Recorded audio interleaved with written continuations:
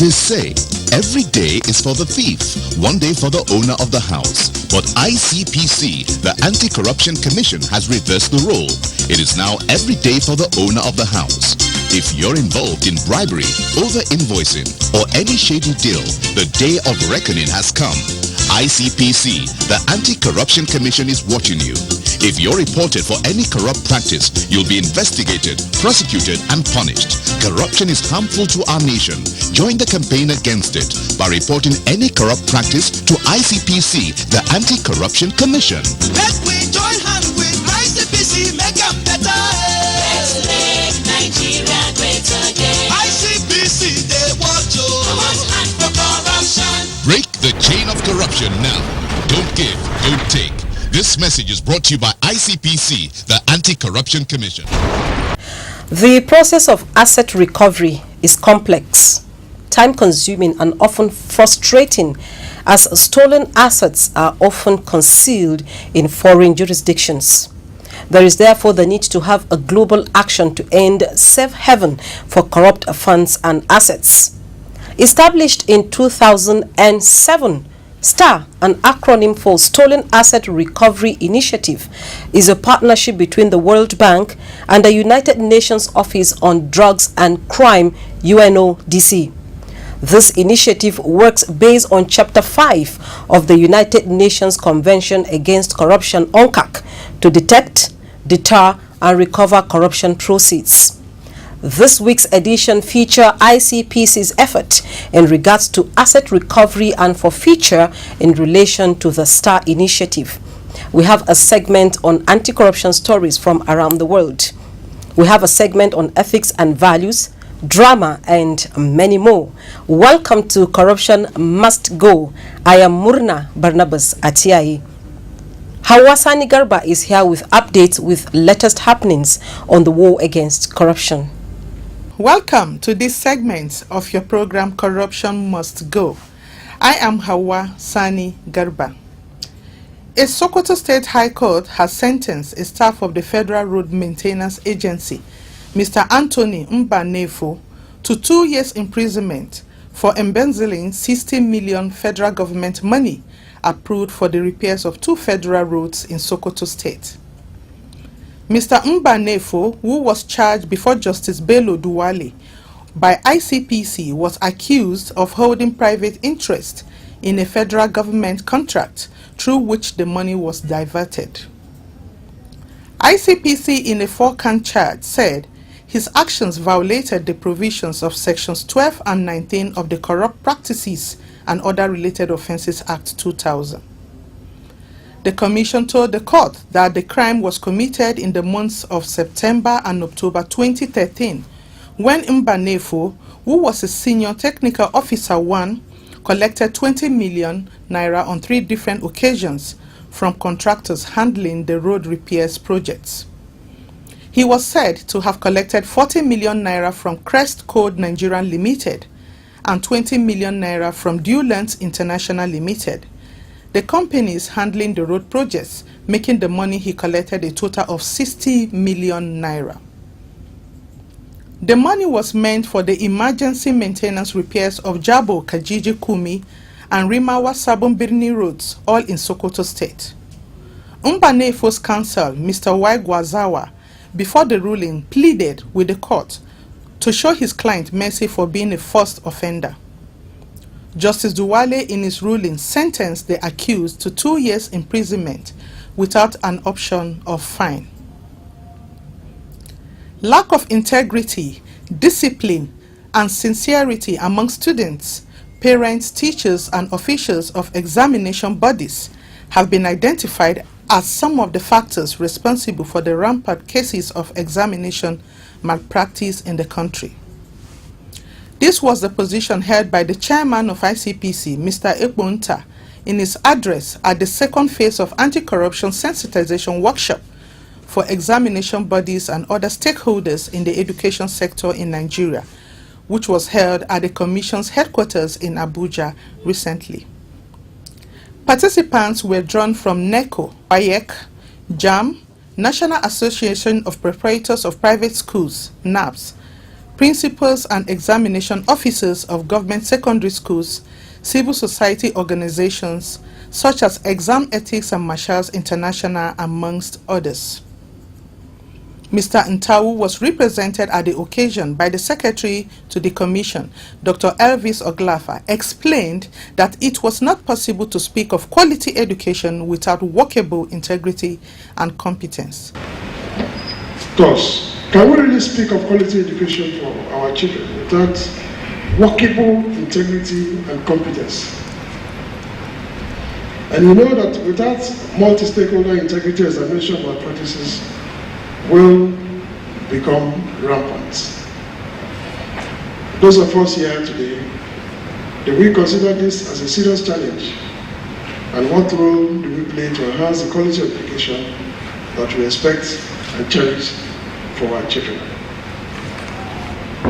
How can integrity and capacity building for excellence be utmost concerns in our education, as the panel is here to deal with examination malpractices in our schools? Discussions during the workshop centered on the causes of the increasing rate of examination malpractice and ways to curb the unwholesome trend.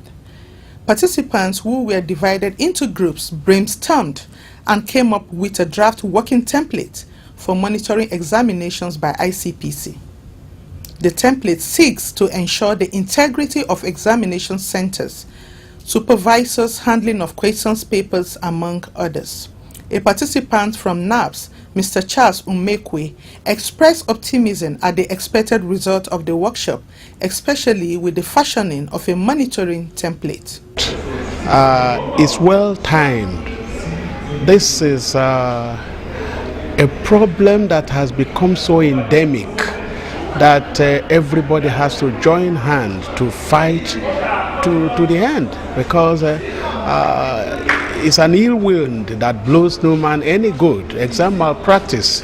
So I am very much in love with the workshop, and as put together by ICPC with major stakeholders. It's a good one.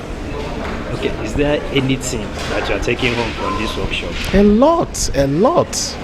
As a professional school educator, I am going to, and as a member of an association of private school proprietors who are major stakeholders in education, we are going to step down the what we have learned today to make sure that we join the vanguard of this battle. Although we have been fighting, but I have gained more experience, on how to increase the momentum so that the battle can be all-encompassing. The Vice Chancellor of National Open University of Nigeria, Professor Abdullah Uba Adamu, has declared that he will ensure that corruption finds no room to strive in the university. Professor Adamu made this declaration during the inauguration ceremony of new members of the institution's Anti-Corruption and Transparency Unit, ACTU, at its headquarters in Abuja recently by ICPC. While commending ICPC for its drive in the fight against corruption, the VC remarked that the institution had for a long time started the fight against corruption before the ACTU was inaugurated. In his address at the event, the chairman of ICPC, Mr. Ekponta, who was represented by Mr. Justin Kwatsia of the Corruption Monitoring and Evaluation Department of the Commission, charged the newly inaugurated ACTU members of the institution to ensure that unethical practices did not occur in it, and when they happen, appropriate measures should be taken to deal with them. He told the ACTU members that it was also their duty to carry out preliminary investigations on corruption allegations brought before them by staff members while working hand in hand with the management of the institution to promote best practices. ACTU is an initiative of ICPC set up in ministries, departments, and agencies of government through a federal government circular to curb unethical practices that make corruption strife in the workplace. That's all from this segment. Corruption Must Go continues with Murna. Corruption not in my country. Sir, I came here to find out what the progress is like, sir. Oh, all is set for the commencement of the exams. Let's say about an hour. I was thinking we could come to an agreement as to how to help the student. Exactly what are you insinuating? We would like to pay you for your cooperation. Are you offering to bribe me? No. It's some sort of compensation for your help. By keeping away while the exam is on? That's correct. I will report you to the authority. Report, K. No wonder some of you people die rejected. What did you say? I said that you are a man of integrity. Offering to bribe exam official is corruption. And corruption, not in my country. Stop corruption now. Corruption not in my country.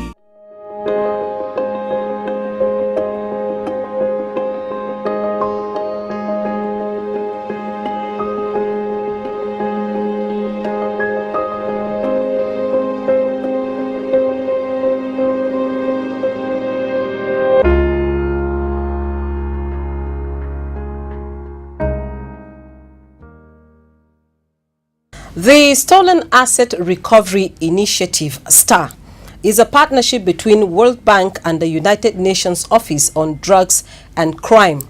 The concept is based on Chapter 5 of the United Nations Convention Against Corruption, UNCAC, to detect and recover stolen assets domiciled both within and outside the country. How effective has asset tracing as a StAR tool been for us as a country? Mr. Rahim Adeshino is ICPC's legal practitioner and has this to say based on the Commission's compliance with this initiative.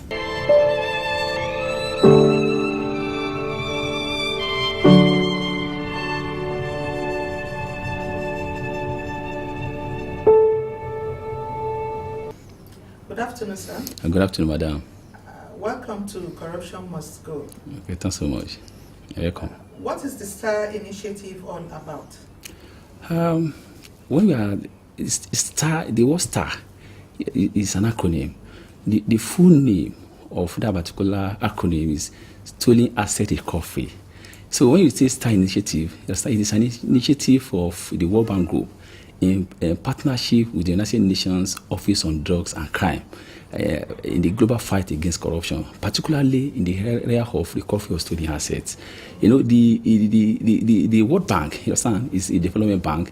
It assists member states to develop and grow. But the World Bank has realized that corruption is an impediment to growth and development. You understand? For instance, in 2009, UNODC came up with a report that about $2.1 trillion, which represents about 3.6% of the global funds, it was lost to corruption. This is about $20 to $40 billion every year. So, because the World Bank realized that it's an impediment to growth and development, it now took it upon itself to conceive an initiative to assist international organizations and bodies, you understand, to recover assets. And the initiative is not partnering only with UNODC. They also collaborate with other international bodies and organizations such as G8, G20, FATF, that is Financial Action Task Force, as well as OECD, Organization for Economic Cooperation for Development. One of the challenges that countries are facing in the fight against corruption is to recover assets, understand, that particularly assets that are launder outside their shores. If you look at Chapter 5 of the the UN Convention Against Corruption. That chapter 5 is on asset recovery. And the essence of that particular chapter is that countries, that state parties should assist one another in the recovery assets. But the problem the state parties have is the implementation of that particular chapter 5. So the initiative now comes in to assist state parties to enable them to realize the objectives of that particular chapter. Part of the things the initiative is doing is to develop legal frameworks, you understand, to assist countries, particularly developed countries, because some countries don't have a legal framework to assist them to recover assets. Then the second one, the initiative is also develop the capacity of institutions and personnel in the recovery of assets. Then it's a platform, you understand. The initiative is a platform for practitioners, for experts, for countries that are involved in the recovery of assets. And it also conducts research, understand, and publish the findings. So these are the achievements of the initiative.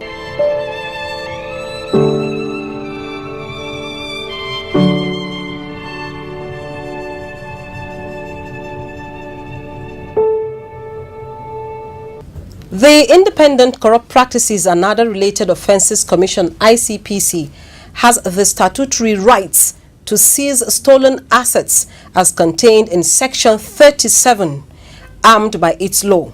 The Commission in November 2011 established the Asset Tracing, Recovery and Management Unit to trace and seize assets of suspects through the use of conviction and non-conviction based procedures. Mr. Frank Nanakumo is the head of the Asset Tracing, Recovery and Management Unit of ICPC. He throws more light on the Commission's efforts in this regard. ICPC seized 62 landed properties from public officials, vehicles from civil servants, and many other seizures. Can you please throw more light on these and any other seizures, if any, and when the Commission began the seizures? 62 buildings you are talking about was seized from one person alone. We have seized more than 62 properties. For the 62 that you are making reference to, we seized them when we were investigating the issue of land racketeering in the civil defense corps. The petition was sent to us by the former Commander General of Civil Defense when people wrote petitions against his officers. We derived our power from Section 6 of the ICPC Act that gives the Commission the power to investigate. And in the present day war against corruption, depriving the suspect from the benefit of whatever illegality is the intent. If you have an idea about the UNCAC, a United Nations Convention Against Corruption, it is a cardinal point there. We are first and foremost, before even any person is sentenced by the court, you deprive them from benefiting from that illegality. And if you go to Section 37 of the ICPC Act, it says, in the course of investigation, if there is any reasonable ground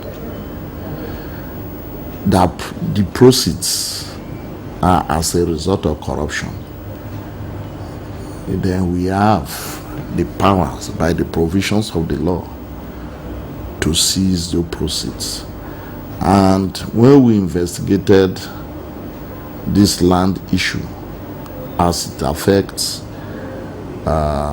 staffers of civil defense, we found out that there was a nexus between the crime and the proceeds. that necessitated seizure of those properties, which is comprised of both completed and uncompleted buildings. We have also seized buildings like the former chief registrar of High Court, where I think how many millions, some millions was given to him as a registrar to keep. He had to help himself with the money, use the money to buy houses and build houses. When the matter came to us, after the investigation, we seized all those properties. If you go to the website, you will see properties that the asset tracing unit have seized. That is not the only properties we seized. The Niger Delta Ministry, the staffers of the Niger Delta Ministry, we also seized their houses. So on the whole, we have seized many houses. So it's not peculiar to that single suspect. And also, we have, do I call it seizure? We have recovered millions and millions of naira from Nigerians, for government, for private individuals, and others. We are doing it because it is a mandate for the Commission. It's part of our principal function as provided by the ICPC Act 2000. Thank you, sir. So we understand that ICPC's recoveries have also been extended to assisting corporate organizations, government establishments, as well as the voiceless and oppressed in the society reclaim their stolen funds, legitimate entitlements or benefits wherever it occurs through negligence or deliberate corrupt acts of people in official positions. Yes, as I said earlier, once a petition is sent to this commission, we look at the petition, and when carrying out investigation, we find out that there has been some either fraud, mismanagement, embezzlement, and otherwise. The law permits us to recover. We do recover for government. We recover for individuals. We recover for corporate bodies. And it is, as I said earlier, part of our mandate. ICPC is a law enforcement agency. And in law enforcement, you are supposed to protect and guide. As it regards to us, the property of government and Nigerians.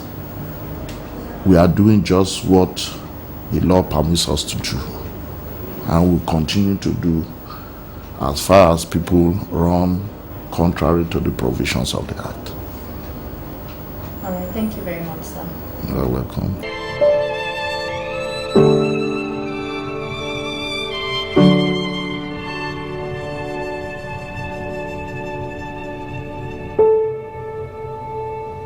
The theft of public assets by corrupt officials has a major impact in our society. It diverts money from services such as provision of good health care and education. It also erodes public trust and threatens good governance, among many others. Let's join hands with ICPC to rid Nigeria of all forms of corruption by reporting corrupt acts through the following numbers as displayed. Thank you for watching, and see you again next week.